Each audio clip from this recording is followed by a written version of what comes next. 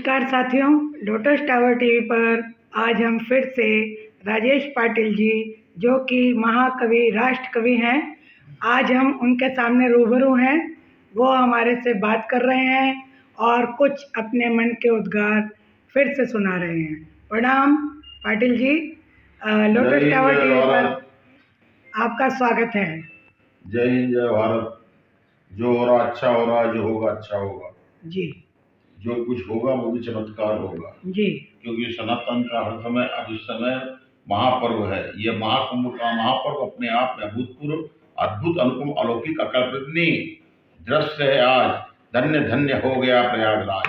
आस्था का ये सागर भर दी इसने सबकी गागर, और इसका कोई छोड़ नहीं। सागर से भी गहरा समंदर, साभ्यंग रस से संगम। ये योगी तुम्हें सलाम, कोटि कोटि भारत माँ की जनता तुम्हें करती है प्रणाम। तुमने किया है जो काम, इतिहास में अमर रहेगा तुम्हारा नाम। न भूतो न भविष्यति होगा फिर ऐसा काम। हे युग पुरुष, ये युग दृष्टा, तुम ही हो हिंदुस्तान हिंदुओं हृदय के सम्राट। कुल कलयुग के तुम ही हो भागीरथ, तुम और केवल तुम ही हो यह करने में समर्थ। आश्चर्यचकित है विश्व संकलन, हैरान है सब सोच सोच कर, तुम कैसे हुए इसमें इतने सफल। असुरी शक्तियों की कोई कमी नहीं थी, छोड़ी नहीं कोई कोर कसर। हर सही गलत हथियार चलाकर तुम पर किया था हर समय वार। तुमने अपने आत्मविश्वास और बाहुबल से कर दिया उनका बंटवारा। भारत के कोने कोने से कोटि कोटि जन करते हैं तेरे पूर्व पश्चिम उत्तर दक्षिण पूर्वोत्तर हो या फिर पहाड़ी प्रदेश का जन जन साधारण था मंत्र मुक्त देश व्यवस्था। अति उत्तम कोटि कोटि जन करते हैं तेरा अभिनंदन। कोई छोटा ना कोई बड़ा, ना कोई पिछड़ा ना कोई अगड़ा, ना कोई अमीर ना कोई गरीब, सब थे एक दूसरे के करीब। किसने कितना पुण्य कमाया और किसने कितना धन, हर किसी ने खूब कमाया जब तक भर आ नहीं उनका मन। सबने बड़ा संतोष बताया, अच्छी व्यवस्था का गुण गाया। ना कोई चोरी नहीं कोई किसी को धमकाया। हजारों दूसरे लोगों को शासन ने कैसे आपस में मिलवाया। कितना लिखे क्या क्या लिखे, जितना भी लिखे उतना ही है कम। सारांश में यही कहना है, मोदी योगी में तो है दम, वो है तो सुरक्षित है हम। ये प्रयागराज है, सनातनियों का राज है, और ये प्रयागराज है। आपको देख रहे हैं, मुर्दे को जलता देख रहे हैं। एक मुर्दा जल रहा था, सारा आसमान था उदास, और आने वाले कल के मुर्दे यार सब खड़े थे आसपास, सब खड़े थे आसपास। यही जीवन का सत्य है, यही यथार्थ है। जब चिता जलती है तो शांति से सब लोग खड़े होकर के उसको देखते हैं, पर उन्हें नहीं मालूम है कि एक दिन हम सबको भी एक के बाद एक यहां पर आना है। यही यथार्थ है, यही सत्य है। भगवान के वो गुरु नानक के पास में एक बच्चा गया, उसने गुरु नानक के दर्शन नहीं किए थे, तो उसने पूछा गुरु नानक जी कहाँ गए। तो घर पे बताया गया कि जहां शमशान घाट है वहां पर गए। तो बोले मैंने देखा नहीं, पहचानू कैसे। तो घर पे बताया गया कि जिसके सिर के पीछे चक्र है समझ लेना गुरु नानक है। बच्चा बड़ा भावुक हो गया, गया देखा, तो देख के आश्चर्यचकित हो गया। जब चिता जल रही है उसके आसपास जितने लोग खड़े हुए हैं सबके सर के पीछे चक्र है। बच्चा अचंभित हो गया कि कौन गुरु नानक है, कैसे पहचानू।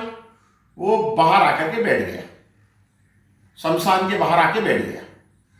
अब वो देखता है कि जब चिता जल चुकी है, फिर लोग वापस जाने लगे। थोड़ी दूर जाते उनके सिर के पीछे का चक्र गोल हो जाता, थोड़ी दूर जाते सर के पीछे का चक्र गोल हो जाता। आखिरी में जो व्यक्तित्व असाधारण पुरुष निकला, उसके सिर के पीछे का चक्र गोल नहीं हुआ। बच्चा समझ गया हो ना हो यही गुरु नानक है। दौड़ करके पैर छू ली। बोले मुझे पर एक प्रश्न पूछ रहा है गुरुदेव कि घर पे बताया गए थे जिसके सिर के पीछे चक्र है वो गुरु नानक है, पर मैं यह देखकर अचंभित हो गया कि जब चिता जल रही थी तो जितने भी लोग खड़े हुए थे सबके सर के पीछे चक्र था। यह मेरी समझ में नहीं आया, ऐसा क्यों। तो गुरु नानक ने कहा कि जब चिता जल रही थी तो सबका मन एक था, सबके भाव एक थे। सबको मालूम था एक न एक दिन हम सबको यहीं पर आना है। सबका मन एक था, सबके भाव एक थे, और हमें पता था। जैसे वो यहां से गए, इस स्थान को छोड़ के गए, तो थोड़ी दूर जाने के बाद लोग लालच माया मोह में सब जकड़ते चले गए, उनके सर के पीछे का चक्कर गोल हो गया।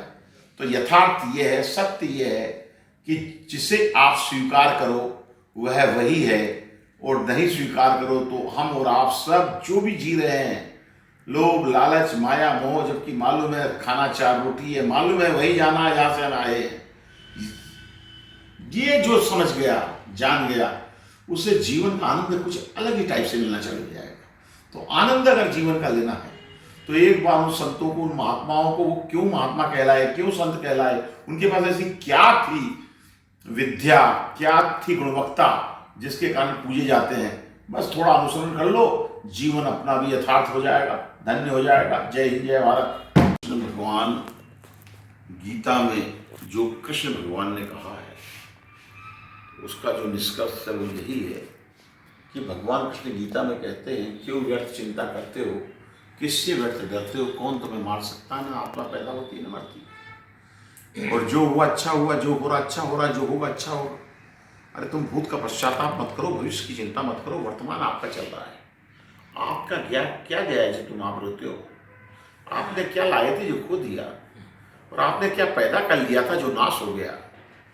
न कुछ लेकर के आए, जो लिया यहीं से लिया, जो दिया यहीं पर दिया, खाली हाथ आए खाली हाथ चले। जो आज तुम्हारा है कल किसी और का था, परसों किसी और का होगा, पर यह क्षणिक प्रसन्नता आपकी चिंता का कारण है, क्योंकि आप लोग ये नहीं जानते कि परिवर्तन संसार का नियम है, और जिसे तुम मृत्यु समझते हो वही तो जीवन है। एक क्षण में तो करोड़ों के स्वामी हो जाते हो, दूसरे क्षण दरिद्र हो जाते हो। मेरा तेरा अपना पराया मन से मिटा दो, विचार से हटा दो, फिर सब तुम्हारा है, तुम सबके हो, न ये शरीर तुम्हारा है न तुम शरीर के हो। ये शरीर 5 भूतों से मिलकर बना है, 5 तत्वों से मिलकर बना है, जल पृथ्वी आकाश अग्नि और वायु, उसी में विलीन हो जाएगा, परंतु आत्मा स्थिर है। फिर तुम क्या हो?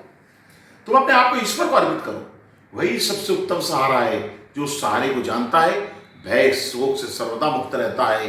तू जो भी करता है उसे ईश्वर को अर्पण करता चले, ऐसा करने से जीवन मुक्ति का आनंद अनुभव होगा। ये तो गीता का सार है, पर इसका एक यथार्थ संदर्भ अर्थ निकला है, जिसको कहते हैं सार, कि आज के आधुनिक समय में रुपया पैसा नौकर चाकर प्रॉपर्टी किसी न किसी रूप में हर एक के पास विद्यमान है, पर इस सब के बावजूद जिसके पास शांति है उससे बड़ा कोई धन नहीं है। ले तो ठीक न मिलती, अपने मन की शांति को कभी भंग मत करो। जय हिंद, जय भारत।